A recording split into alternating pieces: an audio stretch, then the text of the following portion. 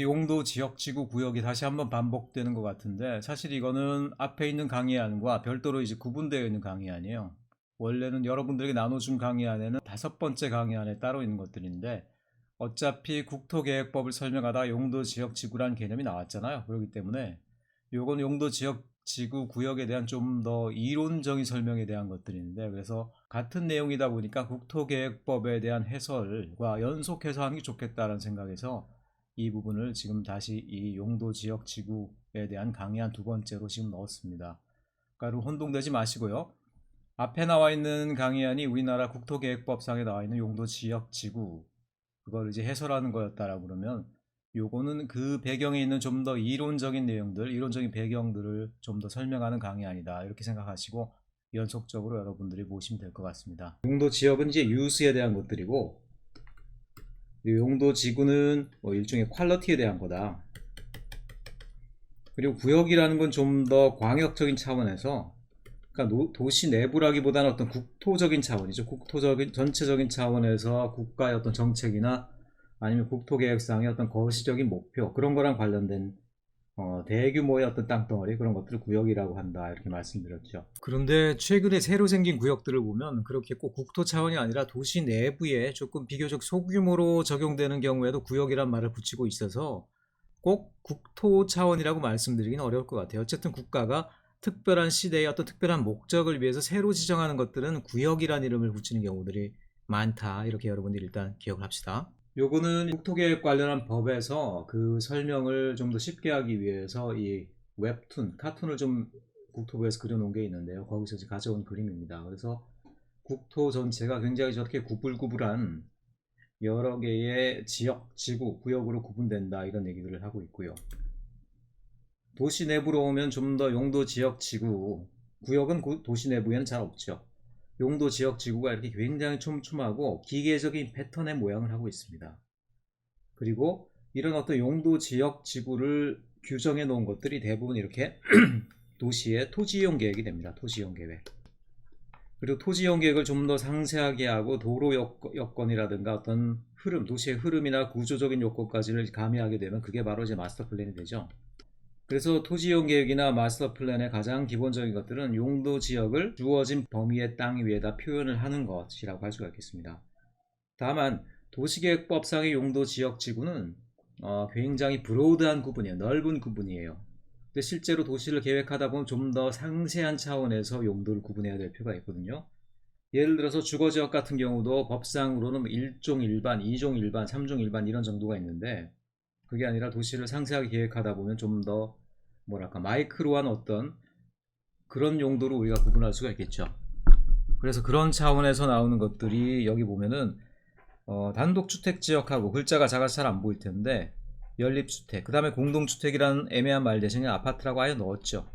이런 식으로 실제로 주택 유형에 따라서, 그러니까 1종 1반, 2종 1반이 아닌 주택 유형을 아예 선정을 해서 이렇게 용도 지역을 표현한 경우가 있죠. 실제 토지이용 계획에서는 용도 지역을 브로드한 구분을 갖고 오긴 하되 그걸 좀 더 세분화해서 쓰는 경우들이 또 있다, 이런 부분들 여러분들이 알아두시면 좋겠어요. 어쨌든 용도 지역을 표현한다는 것들이 토지이용 계획이고 마스터 플랜을 만들어가는 기초에 해당한다. 자, 이거는 굉장히 익숙한 도시죠. 이게 좀 색이 좀 바래서 잘 안 보이긴 한데, 여기가 이제 포항시가지예요. 포항시가지가 쭉 있고, 거기에 따른 이거는 도시계획 기본도라는 건데, 뭐 지도상감이 이런 이름으로 이제 이 지도를 팔아요. 이거 법적으로 나와 있는 어떤 그런 명칭은 아닙니다. 그러니까 도시기본계획에 나와 있는 그 용도 지역을 표현한 그런 지도가 되겠어요. 대략 봤을 때 이 시가지 내부에서 제일 많은 색깔은 뭡니까, 여러분들? 제일 많은 색깔을 여러분 보시면 알겠습니다. 대부분 노란색 계열들. 자세히 보시면 노란색 같은 경우도 연한 노란색이 있고요, 이렇게. 그 다음에 짙은 노란색이 있죠. 그 다음에 조금 더 노란색에서 빨간색이 가미되면서 주황색에 가까운 색들이 있죠. 자, 여기 일반 1종, 2종, 3종을 얘기하는 겁니다. 제일 낮은 1종 같은 경우가 이제 연한 노란색, 그 다음에 조금 진한 것들이 2종, 그 다음에 주황색으로 가는 것들이 3종. 아파트 지역이죠, 아파트 지역. 그래서 그렇게 되어 있는 걸 볼 수가 있고요. 그러니까 주거 같은 경우는 주로 노란색 계열로 표현한다. 노란색에서 주황색으로 왔다 갔다 하는, 옅은 노란색일수록 저층 1종이고요. 그 다음에 짙은 색으로 갈수록 3종, 좀 더 밀도가 높은 주거지역이다. 여러분들 이렇게 판단하시면 되겠고요. 자, 그 다음에 눈에 띄는 것들이 뭡니까? 크기로 봤을 때 여러분 이 거대한 보라색 덩어리가 눈에 띄겠죠. 보니까 바다에 큰 항구도 있고 강 아래에 이거 시가지가 요만한데 거의 시가지만한 거대한 용도 지역이 있네. 이게 뭘까요 이게? 제철 산업단지죠. 제철 산업단지고 도시계획상의 용도로는 뭘로 되어 있겠습니까? 모르긴 해도 아마 뭐 전용공업 이렇게 일반 산업단지가 있는 경우는 아마 일반 공업 지역 정도로 아마 지정이 되어 있겠죠. 그래서 보통 공업지역 같은 경우는 보통 색깔로는 보라색 계통을 씁니다. 그래서 이렇게 푸르딩딩한 듯 하면서 보라색이 나는 것들은 보통 이제 공업지역이다. 여러분들 그렇게 보시면 되겠고요. 자, 그 다음에 다시 시가지로 가서 이 색깔이 잘 안 보이긴 한데 약간 빨간, 여기는 좀 분홍색처럼 나왔는데 약간 빨간색 계통으로 되어 있는 이런 색들이 있어요. 보니까 대로변을 따라서 쭉 지정되어 있는 빨간색 덩어리들 있죠. 원래는 빨간색을 쓰는데 빨간색을 쓰면 이 지도가 잘 비쳐 보이지가 않으니까 분홍색 계통을 쓴 것 같아요. 여기 보면 시내 한가운데 여기가 이제 중앙상가가 있고 육거리가 있고 이런 곳인데 그 부분에 큰 덩어리로 칠해져 있고요. 그 다음에 대로변을 따라서 이렇게 쭉 칠해져 있고요. 뭐일까요? 상업지역입니다. 상업지역. 그래서 상업지역은 보통 이런 패턴을 가지고 있어요. 도심부로 가면 큰 덩어리로 보통 지정이 되어 있고요. 그 다음에 그게 아니라 대로변으로 가면 대로변만 따라서 쭉 지정이 되어 있습니다. 그래서 상업지역들은 보통 빨강색 계열로 이렇게 표현을 한다. 여러분들이 그렇게 기억해 두시면은 대략 이렇게 도시기본계획도를 보는데 문제가 없고 토지이용 계획을 보는데도 여러분들이 큰 문제 없이 볼 수가 있을 겁니다. 자, 그런데 포항 같은 경우만 하더라도 전용 주거 지역 같은 데 없어요. 근린 상업 지역도 없습니다. 중심 상업 지역도 없어요. 그러니까 용도 지역상에 이렇게 여러 가지 빠진 것들이 많다 보니까 기본적인 용도 지역으로만 이렇게 표현되어 있고요. 서울시 도시기본계획도를 보면 여러분들이 조금 더 많은 상세한 어떤 토지이용 계획들이 나오는 걸 볼 수가 있을 겁니다. 자, 어쨌든 이렇게 여러분 색깔로 그리고 토지이용의 어떤 위치를 통해서 그 토지이용의 계열들을 여러분이 파악할 수 있다. 이런 것들 여러분 알아두시면 좋을 것 같습니다. 자, 그래서 용도지역제의 좀 역사적인 유래에 대해서 여러분들이 알아야 되겠다. 용도지역이라는 것들이 사실 현대의 도시계획 정책에서 굉장히 중요한 것일 뿐 아니라 또 현대의 어떤 공익에 대한 정책, 공익이란 게 뭡니까? 사익에 반대되는 말이라고 생각하는데 개인의 이익이 최대화되는 것을 무조건 용납할 수는 없죠. 개인의 이익과 인권을 최대한 용납을 하되 그러면서도 사회 전체의 이익 그리고 나의 이익이 공공의 이익을 흐트러뜨리는 경우들이 또 현대로 올수록 굉장히 많이 발생하게 됐어요. 그래서 그런 부분에서 우리가 계획이라는 가치관을 갖고 오면서 개인의 이익과 공공의 이익을 조화롭게 하자. 공익을 위해서는 때로는 개인의 이익을 어느 정도 제한해야 된다는 것들이 역사적으로 법적으로 점점 확정되어 옵니다. 그런 공공의 이익을 취하는 입장을 우리가 한마디로 통틀어서 계획이라는 가치관이다. 여러분, 계획이라는 것들이 어떤 계획이라는 어떤 기법, 기술을 얘기하는 게 아니에요. 계획이라는 건 일종의 하나의 가치관입니다. 가치관. 개인의 자유, 공익을 위해서 제한할 수 있고 제한하는 경우 어떻게 하면 최적의 제한을 할 수 있을까? 그런 어떤 고민의 결과로 나타나는 일종의 가치관을 얘기하는 거예요. 그러니까 우리가 도시계획을 한다, 계획을 전공한다라는 것들은 계획이란 기법, 어떻게 선을 긋고 어디다가 무슨 칠을 하고 이런 어떤 도면을 작성하는 기술을 배우는 게 아니라 그 이전의 어떤 가치관, 수정자본주의 사회에서 공익을 지키는 마지노선에 있는 어떤 그런 가치관을 배우는 차원에서 의미가 있다. 여러분들이 그런 부분을 꼭 이해를 하셔야 됩니다. 자, 그래서 용도지역이라는 것들이 일단 시작 자체는 여기 보면 왕정시대에 시작됐죠. 스페인의 왕, 영국의 엘리자베스 1세. 그러니까 왕정시대에는 민주주의적이거나 아니면 공익을 위한다기보다는 국왕이 국가를 통치하는 차원에서 굉장히 중요한 문제들이 있었어요. 대부분 어떤 문제들이었겠습니까? 당시만 해도 전염병, 위생 이런 것들이 굉장히 중요한 문제들이었어요. 그래서 여기는 공익적인 가치관이라기보다는 조금 더 이제 왕정 차원에서 국가 전체의 위생이라든가 건강이라든가 이런 차원에서 이제 용도지역제와 비슷한 것들이 먼저 시작되었다라는 것들인데 대략 한 16세기 정도로 가보면요. 스페인의 필립 왕은 도살장이라는 것들이 냄새가 많고요. 거기서 이제 짐승들을 해체하고 나면 굉장히 많은 또 냄새, 오염 또 그것들이 부패하면서 전염병의 오염원이 될 수가 있죠. 그래서 그런 것들이 바람길을 따라서 이제 사람들이 사는 지역으로 그 냄새나 오염 물질이 오지 않도록 외곽에다가 바람길을 고려해서 도시로 바람 향하지 않는 외곽 지역에다 설치하도록 입지를 명령했다. 자, 말하자면 이런 것들이 어떤 도시 내의 어떤 특정한 기능을 그 입지를 적당한 위치로 옮기게 하고 제한하게 하고 하는 그런 어떤 명령이었기 때문에 어떻게 보면 용도지역제의 역사적 유래다라고 보고 있는 것이죠. 그리고 영국의 엘리자베스 1세 같은 경우도 그린벨트 같은 경우도요. 엘리자베스 1세가 전염병을 방지하기 위해서 마을과 마을, 도시와 도시 간의 어떤 격리를 하기 위해서 만들었다. 보통 이렇게 얘기하고 있거든요. 그래서 지역사회를 해롭게 하거나 지가를 하락하는 토지 이용 행위를 공해법으로 제한했다 이렇게 나오네요. 그러니까 도살장 외에도 여러 가지 부패라든가 오염을 일으키는 물질들 그런 것들을 유발하는 시설들을 그때부터 구분했다는 걸 볼 수 있죠. 그러면서 미국의 이제 매사추세츠 같은 경우에도 이건 미국의 이제 굉장히 초기 역사인데도 불구하고 이때 보면은 특별지구라는 개념을 통해서 공해를 발생시키는 토지이용 행위를 제한했다 이런 얘기를 하고 있죠. 자, 왕정시대 내지 이제 전근대적인 사회에 있어서도 주로 뭐 공해라든가 오염과 관련해서는 용도지역제와 비슷한 개념을, 물론 그런 것들이 지금 현재와 같은 계획 정책은 아니고 왕의 명령 형태를 통해서 보통 됐다고 볼 수 있죠. 나폴레옹 아저씨가 또 갑자기 왜 나오는지 모르겠는데 이분 같은 경우도 상당히 어떻게 보면 시스테믹한 토지 이용 규제를 이제 마련했죠. 유해하거나 악취가 나거나 이런 토지 이용 행위를 그 유해한 정도에 따라서 세 등급으로 분류하고 이 중에 첫 번째 등급은 그러니까 제일 센 놈을 얘기하겠죠. 오염이나 악취가 제일 많은 그런 경우에는 주거지로부터 일정 거리 내에서는 허용되지 못하도록 규제한다. 자, 이런 조닝은 어떤 거리를 두는 조닝이에요. 격리를 위한 조닝 이런 것들이 되겠습니다. 그러니까 조닝도 여러 가지 형태가 있어요. 격리를 위한 조닝 또는 어떤 그 유해함이나 오염을 낮출 수 있는 그런 조닝들 여러 가지 형태가 있는데 여기서는 가장 단순한 형태로 위험한 것들, 오염이 있는 것들이면 멀리 격리한다 이런 차원에서 이제 도시용 용도지역제가 마련된 것이죠. 그래서 초기의 지역제는 한마디로 도시 계획적인 차원보다는 공해 방지 목적 그리고 이런 것들이 주로 왕명에 의해서 이렇게 발생되었다 이렇게 볼 수가 있겠죠. 그래서 용도지역제는 사실 처음에는 뭐 공익을 위한다라든가 도시의 기능을 위한다라든가 도시의 구조가 효율화되는 걸 원한다라든가 이런 어떤 그런 종합적인 것들보다는 말하자면 민중들 사람들의 건강과 전염병의 방지 이런 굉장히 보건법적인 차원에서 먼저 나타났다는 걸 볼 수 있죠. 자, 현대적인 의미의 지역제로 옵니다. 현대적인 의미에서는 아까도 얘기했지만 공익이라는 거, 사람들이 많이 몰려 사는 어떤 도시 구조에 있어서 좀 더 계획적인 가치관을 추구하다 보니까 용도지역제라는 게 필요하구나 라는 깨달음이 있죠. 그런 것들은 이제 프러시아, 역시 독일에서 공업이라든가 아니면 그와 관련된 법령들이 제일 많이 발생을 했고 프러시아가 그런 차원에서 또 유명하죠. 프러시아 공업법에서는 지금 우리가 쓰는 것과 굉장히 유사한 형태의 밀도, 고도, 토지 이용 성격을 종합적으로 판단해서 규제하는 그런 종합적 지역제가 나타나기 시작하네요. 이전의 지역제는 뭐예요? 굉장히 단편적인 지역제죠.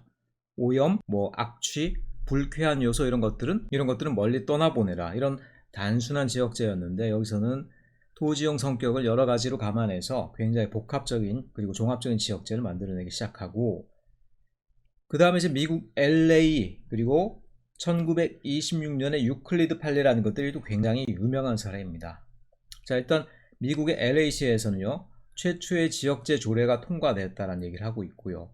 그리고 표준지역지구제법 그리고 표준도시계획법, 용도지역제와 관련된 최초의 어떤 그런 법령들이 판례에 의해서 그리고 법원의 인정에 의해서 통과된 것들이 미국 사례들에서 나타나기 시작합니다. 그 중에서 우리가 기억해야 될 것은 1926년의 유클리드 판례예요.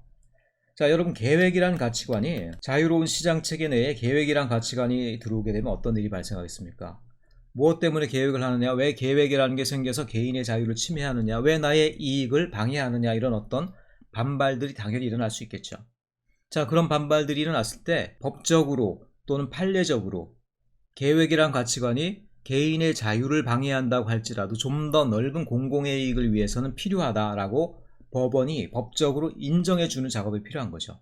그 전에 왕이 그렇게 명령했다 이런 것들은 민주적인 어떤 정책으로서 의미가 아니기 때문에 민주사회에서 하나의 어떤 판례로서 정착된다는 것들이 굉장히 중요하겠죠. 그래서 유클리드 판례가 개인의 자유하고 계획이란 가치관이 부딪혔을 때 결국 계획의 손을 들어주는 말하자면 공공의 이익이란 게 있고 그것을 위해서는 개인의 토지 이용의 자유, 건축의 자유를 제한할 수 있다라는 것들이 공식적으로 법제화되는 단계가 바로 유클리드 판례였습니다.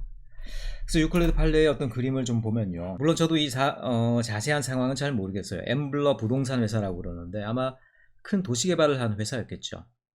자, 미국 같은 경우는 일단 철도가 지나가고요. 철도 주변으로 막 도시가 개발되고 그랬죠.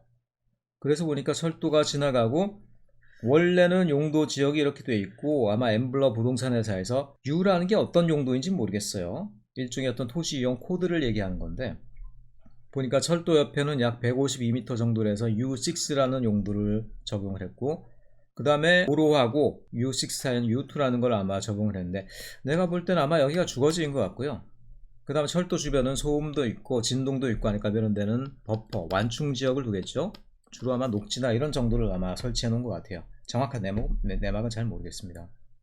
자, 원래는 이랬는데 그 다음에 사실은 이 시에서 어떤 차원에서 이 용도를 바꿨냐면은 보니까 U6가 넓어져요. 그 다음에 U2는 엄청 줄어들죠. 그리고 그 사이 40m란 또 U3라는 게 생겨요. 뭘까? 해석을 해보건데 아마 개발할 수 있는 실제로 이 부동산 회사에서 돈을 벌 수 있는 개발 가능한 용지는 굉장히 줄어든 것 같죠. 한 절반 이하로 줄어든 것 같죠. 그런가 하면 철도 주변의 소음이나 아니면은 진동을 막을 수 있는 그런 버퍼존을 굉장히 늘렸고요. 그 사이에 또 U3라는 또 다른 버퍼존을 또 뒀네. 이거는 또 뭐랄까 좀 조경이 들어간 녹지라든가 사람들이 산책할 수 있는 산책로라든가 아마 이런 용도가 아니었나 싶어요. 폭이 좁은 거 보니까. 자, 이런 용도의 계획에서 이런 용도 계획으로 바꿨을 때 이 엠블러 부동산 회사 같은 경우는 이건 다 자기들 땅인데 이 상태에서 개발할 수 있는 이익하고 이 상태에서 개발할 수 있는 이익이라는 건 엄청난 차이죠. 굉장히 손해가 크겠죠. 어떻게 되겠습니까? 아니 도시계획이고 용도지역제고 뭐고 우리는 개발 이익을 최대화해야 되겠다. 이건 개인의 재산, 개인의 어떤 자유가 침해를 당했다. 소송을 걸게 되죠. 이 소송 결과가 어떻게 나왔겠습니까? 자유의 나라 미국에서 그것도. 이전까지는 이런 계획적인 가치관들이 그다지 인정을 받지 못했었어요. 근데 이때부터 어떤 판결이 나오느냐? 공공의 이익을 위해서 이런 개인의 부동산 개발에 대한 자유가 일정 정도 제한될 수 있다. 그런 것들이 바로 도시계획이고 용도지역제의 의미다. 공식적으로 용도지역제가 공공의 이익에 대한 것들이고 용도지역이 도시계획에 의해서 강화가 될 수 있고 개인의 자유를 억제하는 쪽으로 향할 수가 있음을 법적으로도 확인을 해줬죠. 그래서 이 수정된 용도지역 상황이 유클리드 판례에 의해서 인정을 받고요.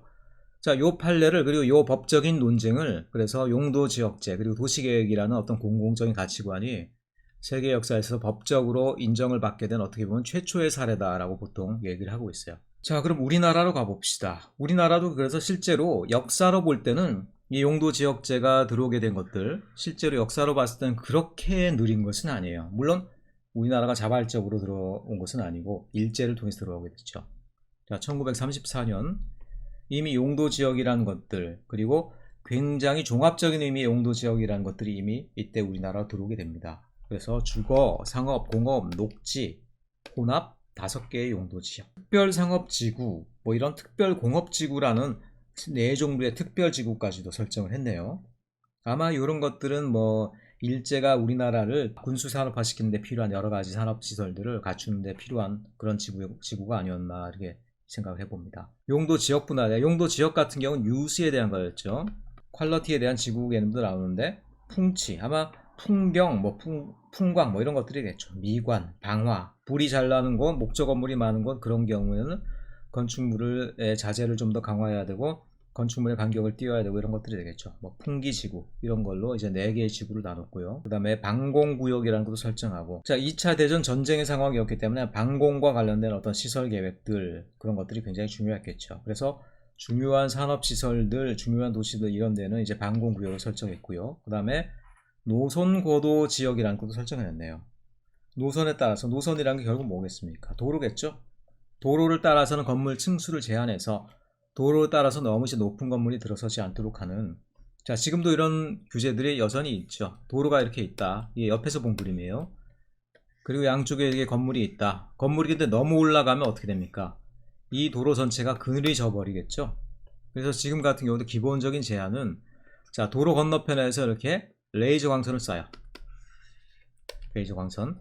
자 여기서도 반대편으로 레이저 광선 쏩니다. 이 레이저 광선의 각도는 자 너비 대 높이가 2가 아니라 1대 1.5예요. 너비 대 높이가 1대 1.5입니다.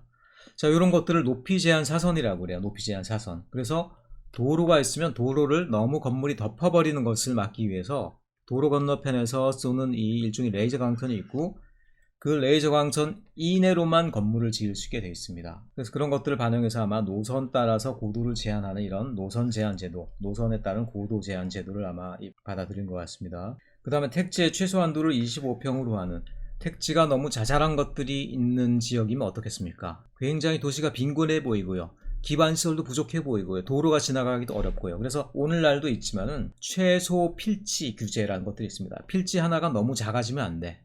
그렇기 때문에 그때도 택지의 최소 한도를 25평으로 하는 그런 면적지역제가 있었다라는 얘기가 나오고 있네요. 그리고 용도지역제 2002년에 이제 법규가 개정돼서 2003년부터 적용된 용도지역제 개편 여러분 아시죠?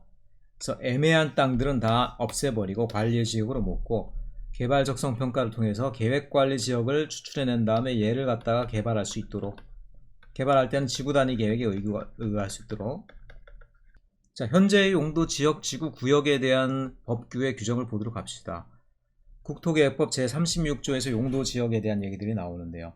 용도 지역은 이제 크게 3개의 위계로 구성된다라고 했었고, 그 다음에 용도 지역의 지정 또는 변경을 도시관리계획을 결정하는데 국토해양부 장관 또는 시도지사에서, 옛날엔 시도지사는 여기에 들어가지 않았었습니다. 근데 지방분권, 지방자치제가 강화되면서 드디어 도시관리계획이 이제 시도지사의 권한으로 넘어가게 됩니다. 자, 이건 현대의 용도 지역 지구를 갖다가 가장 큰 대분류로 나타낸 것들이고, 도시지역, 그 다음에 관리지역, 농림지역, 자연환경 보전지역. 내용들 다 아시죠?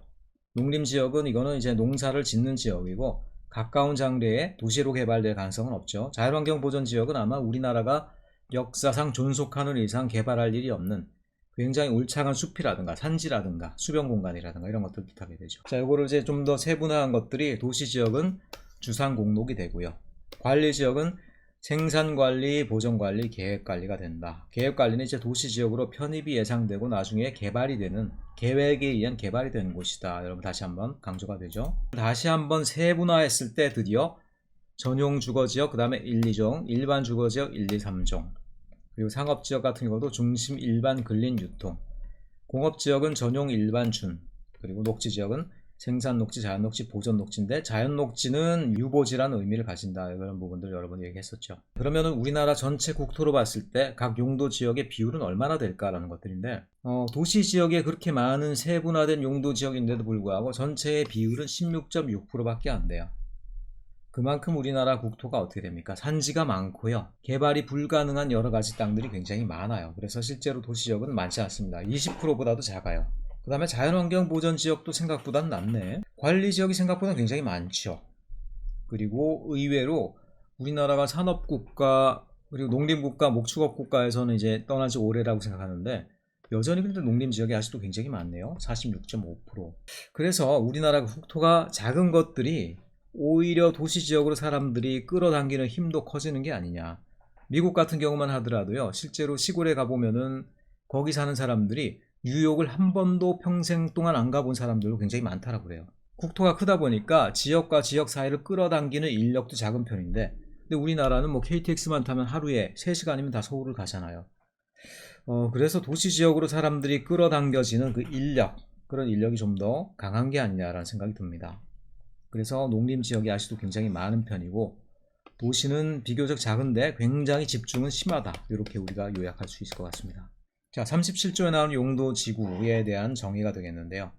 특별한 조건이나 여건이라고 그랬는데 이 말이 애매하더라는 거지. 그래서 저는 영어로 이걸 퀄리티 또는 뭐 펑션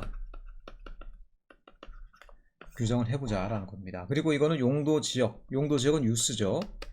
그거랑 별도로 설정되어 있는 거예요. 그러니까 용도지역과 용도지구는 중첩이 가능하다. 예를 들어서 자, 여기는 상업지역이에요. 그 다음 상업지역 뒤에 이렇게 주거지역이 있어요. 근데 요만큼은 예를 들어서 경관지구로 설정이 가능하더라는 거예요. 무슨 얘기냐? 상업지역하고 주거지역 일부만큼이 경관지구로 설정되어 있다는 겁니다.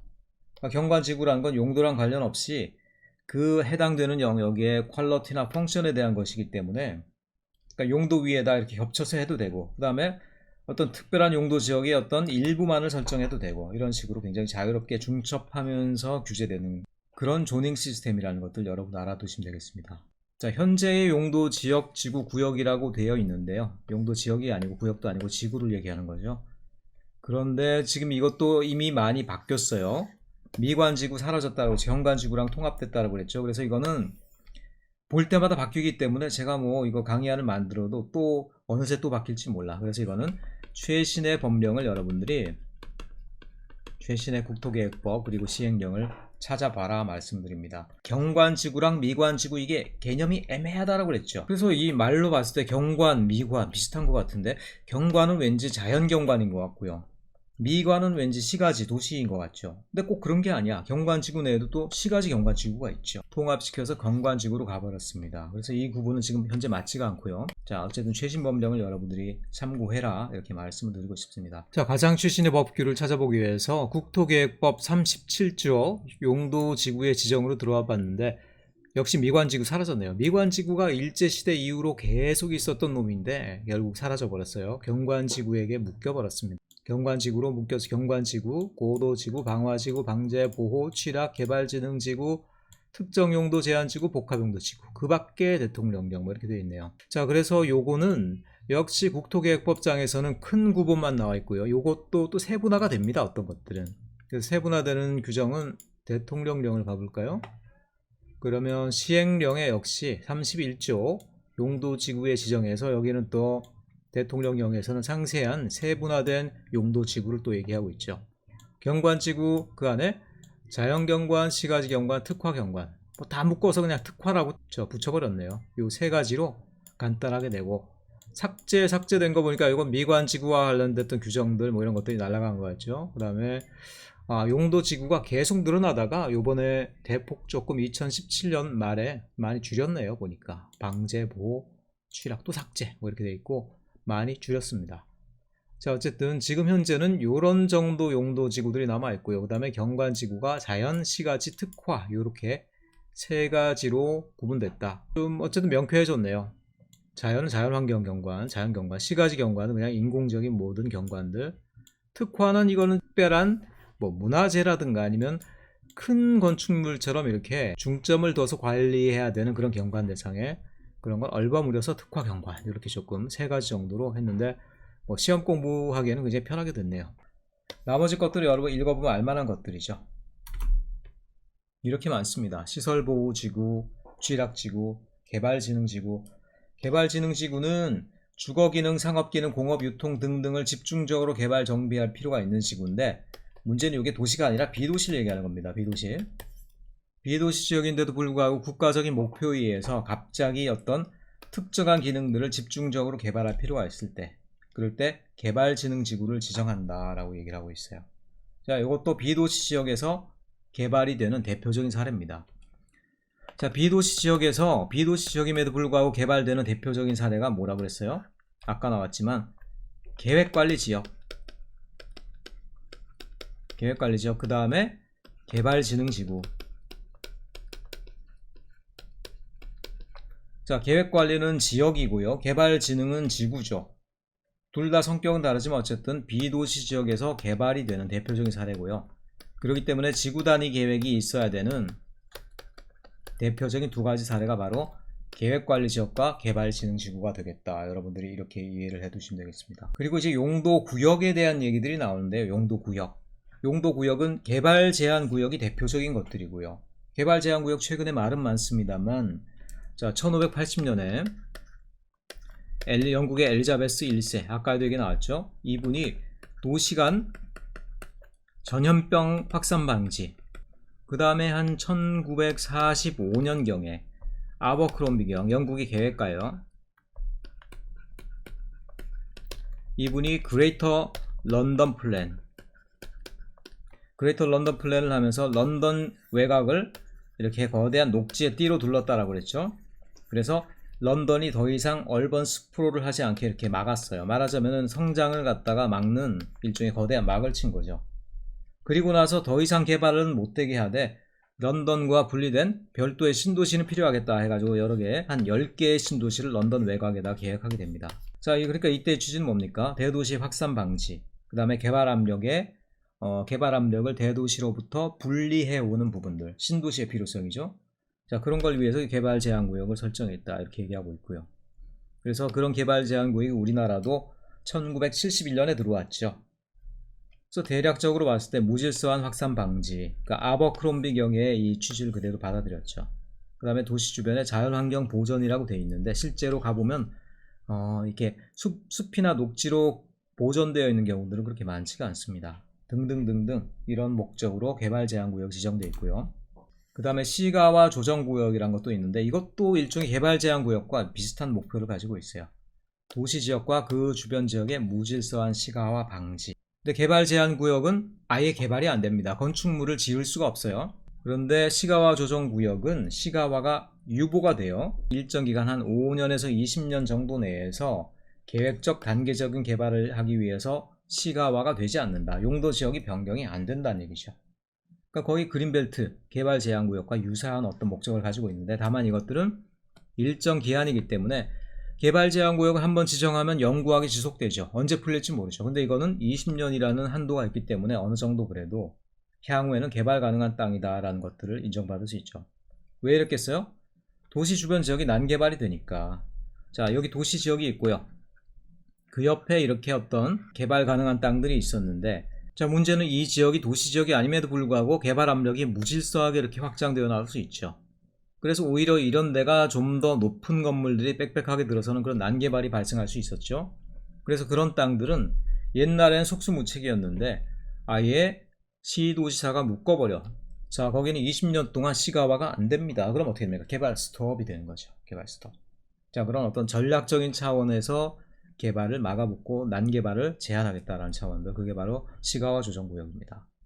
수산자원보호구역 뭐 이런 거 우리 큰 관심 없죠. 그 다음에 최근에 또 구역들이 좀 더 추가가 된 것들이 있는데 도시자연공원구역 어떤 건지 여러분 쉽게 이해하겠죠? 도시 내에서 대규모의 어떤 양호한 산림지역, 산이나 뭐 이런 숲이 많은 지역을 얘기하죠. 우리나라 같은 경우 대부분은 산이죠, 산. 그런 부분을 이제 시도지사가 지정해서 그것들을 관리하게 하는 구역들이고 또 하나는 입지 규제 최소 구역이라는 게 있습니다. 이 말이 조금 애매하긴 한데 입지에 관한 규제를 최소화한다. 한마디로 이제 건축법, 도시계획법상에 있는 이거 하지 말라, 이걸로 제한한다, 이 이하로 하라 어떤 그런 규제들을 이 구역을 지정한 다음에 대거 풀어주는 거예요.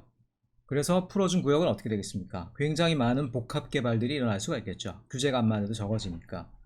자, 그럼 이런 것들을 아무데나 적용하겠어요? 서울에 갑자기 어떤 동네 한가운데다 지정하겠어요? 그렇지 않죠.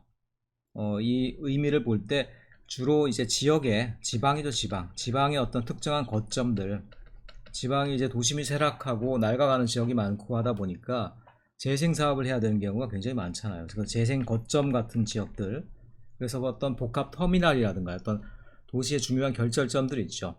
그 주변에다 이걸 지정함으로써 거기가 새롭게 거점으로서 개발이 막 일어날 수 있게 하는 주로 이제 비어가는 지방 도시의 재생 거점을 마련하기 위한 그런 사업 정도로 아마 이해가 됩니다.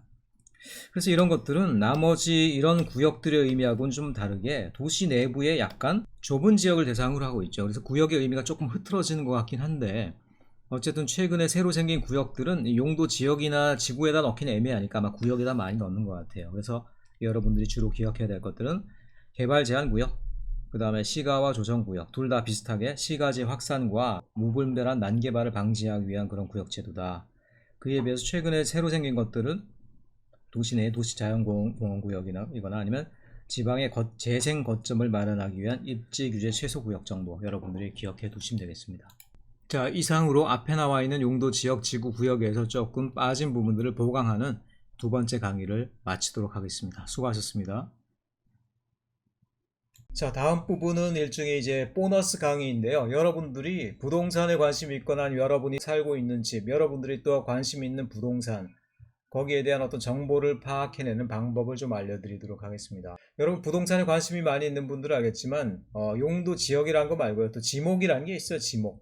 지목이란 건 또 뭘까? 그것 때문에 또 이렇게 강의를 하다 보면 여러분들이 헷갈려서 질문하는 경우들이 많아요. 그래서 미리 조금 거기에 대한 힌트를 드리고요. 그리고 용도 지역 지구나 지목을 포함해서 여러분이 관심 있는 그 땅, 부동산에 적용되는 모든 종류의 토지 이용 규제를 여러분들이 일괄적으로 쉽게 파악할 수 있는 방법이 있습니다. 그래서 그런 방법을 여러분들에게 좀 알려드리도록 하겠어요. 자, 먼저 지목에 대해서 설명할 텐데, 여러분 지목이라는 것들 때문에 많이 헷갈렸을 거예요. 지목이라는 거는 용도 지역과는 다르게, 용도 지역은 이제 계획에 대한 것들이죠. 계획에 대한 것들이기 때문에 실제 그 땅의 쓰임새, 현황에 대한 어떤 상세한 정보는 아닐 수도 있어요.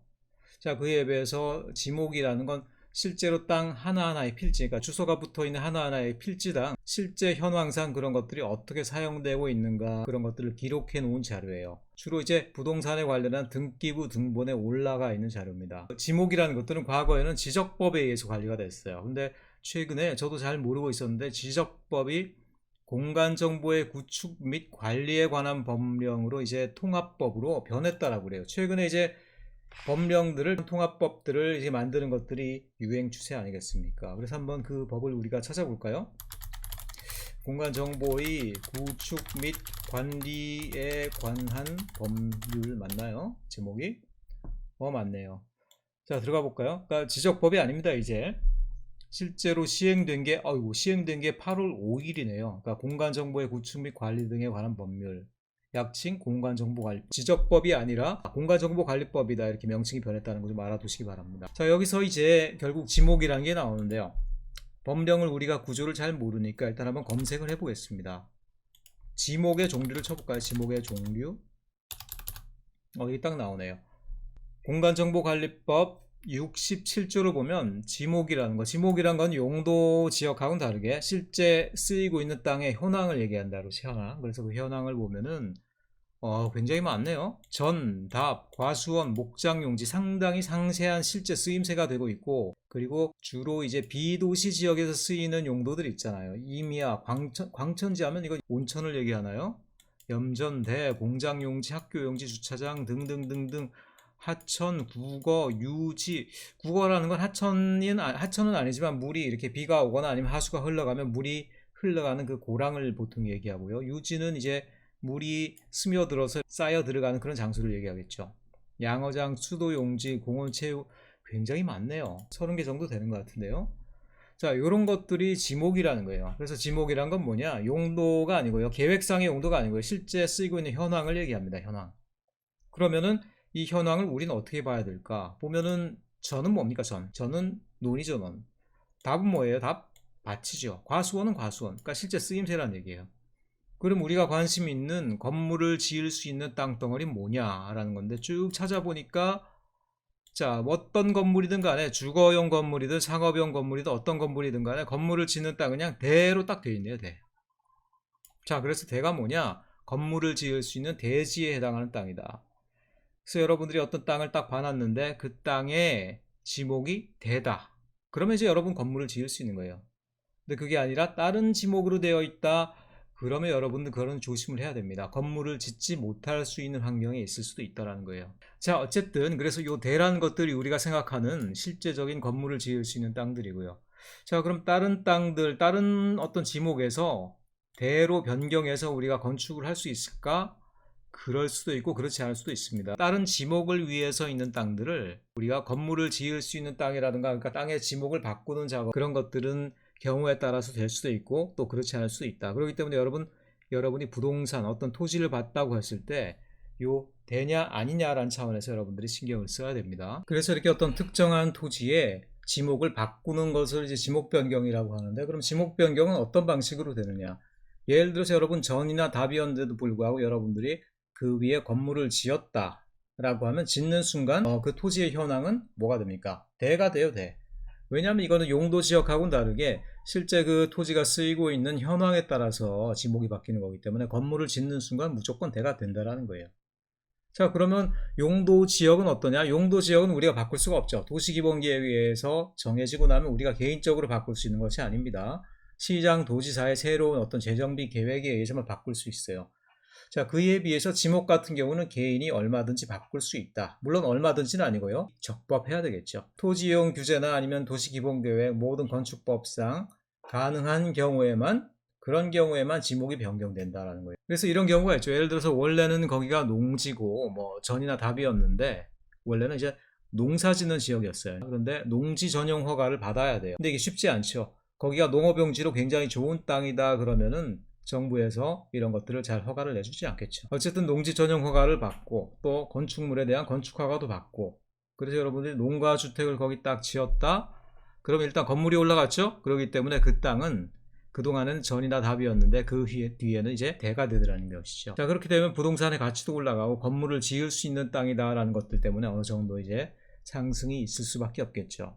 자, 그런 것들이 규제에 맞고 모든 법규에 맞을 때 그렇게 지목간의 변경이 가능하고, 그런 방식으로 계속적으로 토지 이용은 달라질 수 있다. 자, 그래서 그 다음에 볼 거는 뭐냐면 이제 토지 이용 규제 정보 서비스예요.